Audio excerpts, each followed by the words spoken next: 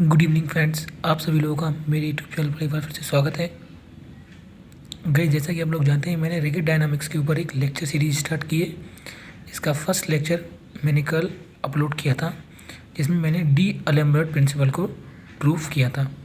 आज उसी lecture series को कंटिन्यू करते हुए मैं लेक्चर नंबर 2 अपलोड करने जा रहा हूँ, जिसमें हम लोग moment of inertia of a rod of length 2a, यानी हम लोग एक रॉड के मोमेंट ऑफ इनर्शिया को डिस्कस करेंगे।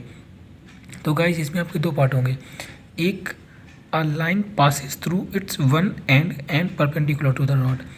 पहले केस में हम लोग उस रॉड की मोमेंट ऑफ इनर्शिया लाइन के अबाउट निकालेंगे जो लाइन उसके एक साइड से होकर के जा रही है और उसकी परपेंडिकुलर है। और दूसरे केस में हम लोग उस लाइन के अबाउट मोमेंट ऑफ इनर्शिया निकालेंगे जो रॉड के सेंटर से होकर के जाएगी और रॉड के परपेंडिकुलर होगी। सो यहाँ पे मैंने पहला केस लिया है जहाँ पे लाइन रॉड के एक सिरे से होकर के जा रही है और उसकी परपेंडिकुलर है, तो मैंने वही लिखा है, a line passes through its one end and perpendicular to the rod. So यहाँ पे मैंने ये डायग्राम बना के दिखा दिया है। ए बी हमारी एक रॉड है और एल एम हमारी एक लाइन है जो इसके एक एंड ए से होकर के जा रही है और इसके परपेंडिकुलर है। आप देख सकते हैं ये वाला एंगल अगर मैं बताऊँ कि 90 डिग्री एंगल है। सो ये लाइन इस रॉड के परपेंडिकुलर है। अब हम लोग ने जो फिगर में ड्रॉ किया है उसको यहाँ पे लिख देते हैं। Let A B be the rod of length 2a and mass m.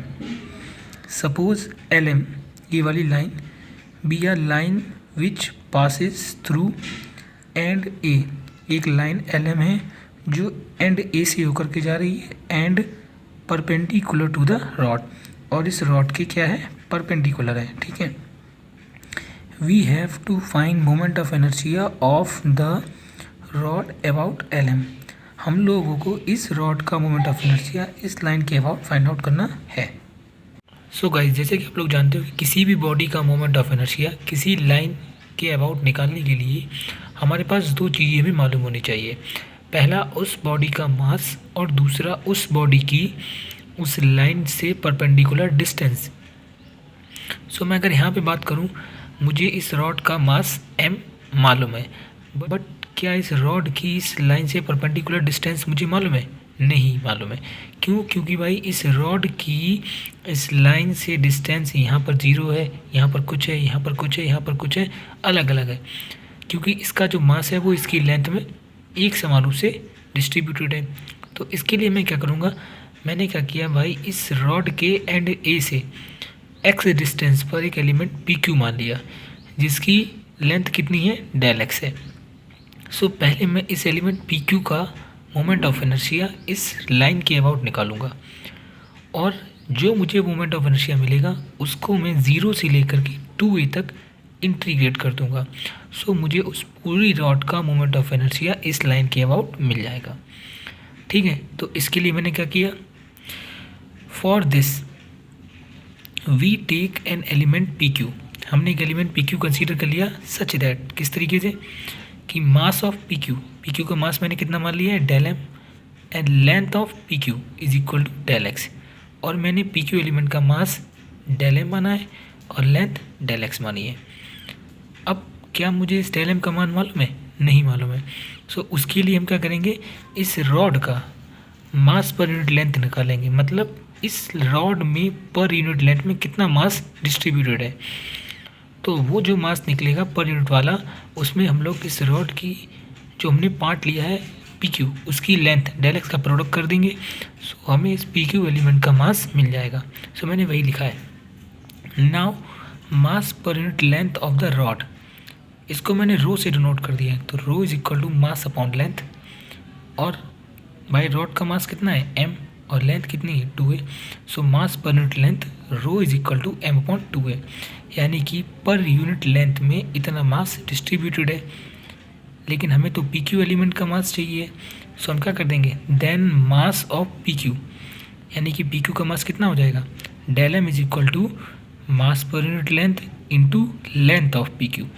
सो ये उस एलिमेंट पी क्यू का हमारा क्या आ गया है, मास आ गया है। अब हम लोग इस एलिमेंट पी क्यू का मोमेंट ऑफ इनर्शिया निकालेंगे। सो मैंने वही लिखा है, then moment of inertia of element P Q about L M, यानी कि इस एलिमेंट पी क्यू का इस एल एम के अबाउट मोमेंट ऑफ इनर्शिया क्या होगा। So L M is equal to d I. चूँकि पी क्यू हमारा एक बहुत ही एलिमेंट्री पार्ट है, बहुत ही छोटा पार्ट है, तो इसलिए इस मोमेंट ऑफ इनर्शिया को मैंने डी आई से डिनोट कर दिया। D I is equal to delta m into A P square. A P square मतलब ये वाली डिस्टेंस इस एलिमेंट की इस लाइन से परपेंडिकुलर डिस्टेंस कितनी है, यही तो है हमारी ए पी। सो मैंने वही और इस परपेंडिकुलर डिस्टेंस का मैंने स्क्वायर कर दिया, ये तो हमारा फॉर्मूला होता है। सो हमें d I is equal to कितना मिल गया, rho del x into x square. ये हमें एलिमेंट पी क्यू का मोमेंट ऑफ इनर्शिया मिल गया है लाइन के अबाउट। अब जैसा कि मैंने बोला था कि इस मोमेंट ऑफ इनर्शिया को मैं 0 से 2a के बीच में इंटीग्रेट कर दूंगा, सो हमारा पूरा मोमेंट ऑफ इनर्शिया निकल आएगा, तो मैंने वही लिखा है। So moment of inertia of whole rod A B about L M is equal to 0। ये मेरा 0 है, आप इसको थोड़ा सा करेक्ट कर लीजिए भाई, ये 0 है, 0 से 2a डी आई। सो मैंने 0 से 2a के बीच में इस D I moment of inertia को इंटीग्रेट कर दिया, सो मैंने वही लिखा है। सो आई इज इक्वल टू 0 से 2a रो एक्स स्क्वायर डी एक्स। सो मैंने क्या किया है, आई इज इक्वल टू रो चूँकि हमारा कांस्टेंट, तो मैंने इसको बाहर निकाल लिया, इंटीग्रेशन 0 से 2a x square d x. So I is equal to rho x square का इंटीग्रेशन आप लोग जानते हो, x³/3 लिमिट 0 से 2a। फिर मैंने क्या किया, मैंने लिमिट अप्लाई कर दी, I is equal to rho into upper limit minus lower limit. Lower limit से क्या हो गया, 0 हो गया। सो मैंने क्या किया, I is equal to rho into 2a का क्यूब कितना हो जाएगा, 8a³/3। अब चूँकि हम जानते हैं कि भाई रो हमारा क्या था, रो हमारा था m/2a। सो मैंने इस रो की जगह पर ये वैल्यू रख दी m/2a, और ये 8a³ हमारा पहले से है, ये कुछ कैंसिल आउट हो जाएंगे। सो हमें फाइनली रिजल्ट मिल जाएगा आई इज इक्वल टू 4/3 ma²। ये हमारा मोमेंट ऑफ इनर्शिया है रॉड का उस लाइन के अबाउट जो उसकी एक सिरे से होकर के जा रही है और उससे परपेंडिकुलर है। ठीक है, अब नेक्स्ट वीडियो में मैं मोमेंट ऑफ इनर्शिया निकालूंगा इसी रॉड का एक लाइन के अबाउट जो इसके सेंटर है, यहाँ से होकर के जाएगी, यहाँ से, और इसके परपेंडिकुलर होगी। वो मैं नेक्स्ट लेक्चर में डिस्कस करूँगा।